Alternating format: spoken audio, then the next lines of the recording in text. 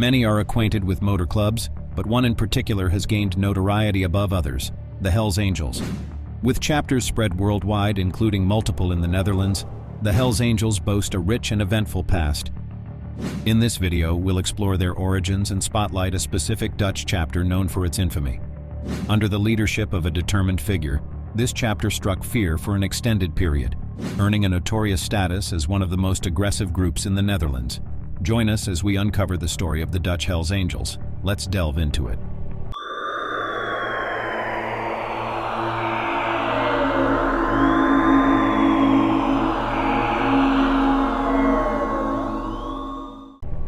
The notorious Hells Angels Motorcycle Club was officially established on March 17, 1948, in the Fontana-San Bernardino region of the United States.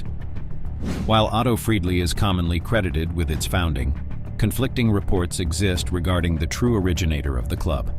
Moreover, the origin of their distinctive name, Hells Angels, remains a matter of contention.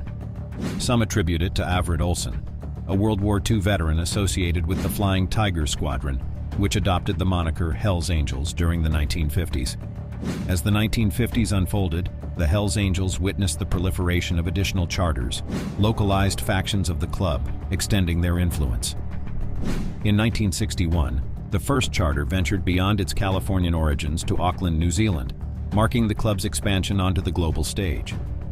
Concurrently, the Hells Angels began spreading across the eastern United States and eventually into the Midwest, firmly establishing their presence nationwide.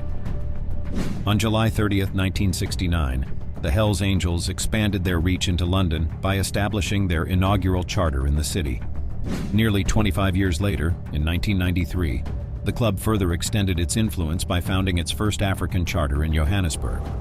Since then, the club has experienced significant growth, with a presence spanning over 275 charters in Europe alone, along with numerous others scattered across the globe. Prospective members undergo a meticulous screening and initiation process, although the specifics can vary from one charter to another. Typically, it begins with owning a Harley-Davidson motorcycle.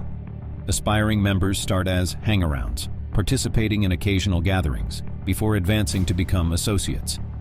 Progression to the status of prospect follows, a phase that may span several years before achieving full membership with the club's distinctive patch. While the described initiation process serves as one route to membership, it's important to acknowledge the existence of various alternative methods, each differing in approachability. Unlike the perception of a typical motorcycle club engaged in leisurely rides and gatherings, the Hells Angels have been labeled by the American FBI as an outlaw motorcycle gang. They have faced allegations of involvement in drug manufacturing and distribution, particularly of methamphetamine across the United States. Shifting focus back to the Netherlands, the inaugural Dutch charter was formally founded in 1978 in Amsterdam, under the leadership of Willem van Boxtel. Interestingly, Van Boxtel had adopted the name Hells Angels for his moped group in the late 1960s, without authorization from the original Hells Angels in San Bernardino. Despite this, permission to use the name was eventually granted, leading to the official establishment of the first Dutch charter in 1978. However, in this video, we're not delving into the Amsterdam charter. That will be explored in a future segment.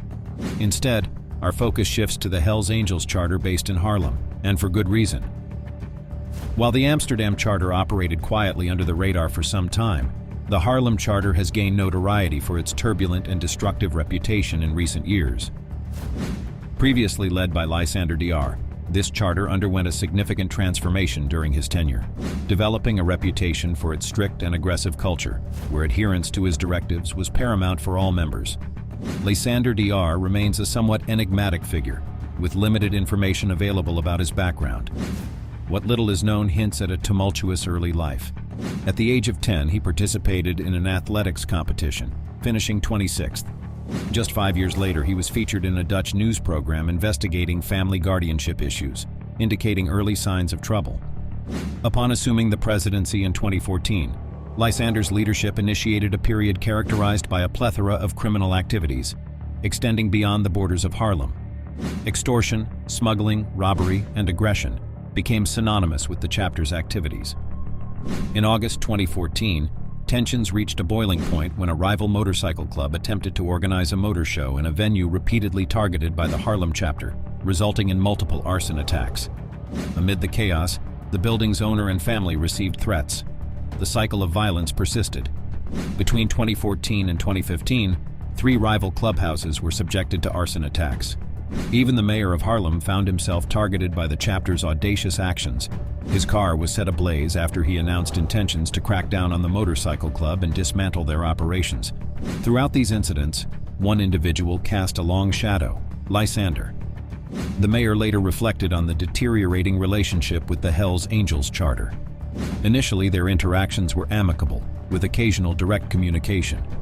However, with a new leader in charge, implicitly referring to Lysander, communication ceased, indicating the root of the escalating tensions.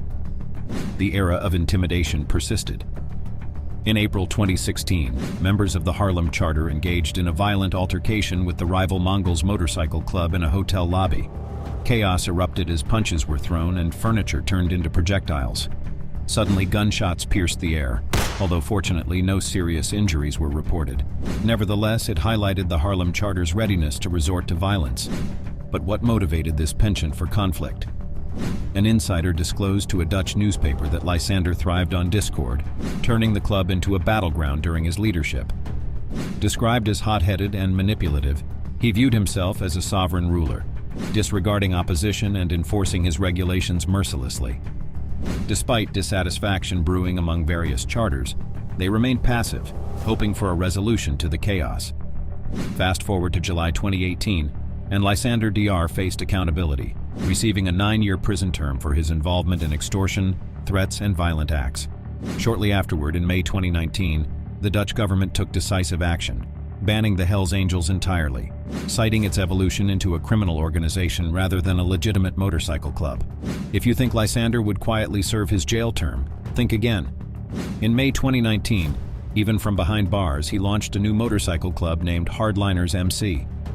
Interestingly, its logo bears a striking resemblance to that of the Hells Angels, hinting at a deliberate act of defiance.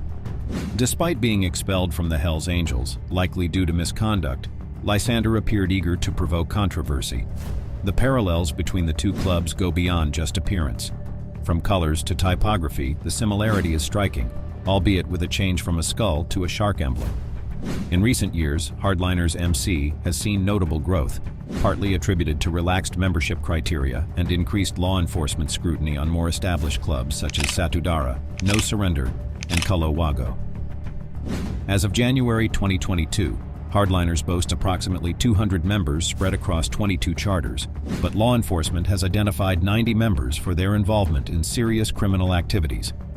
Meanwhile, within the confines of prison, Lysander continued his pattern of threats, violence, and manipulation, asserting his dominance as the unofficial leader among inmates at Zaandam jail.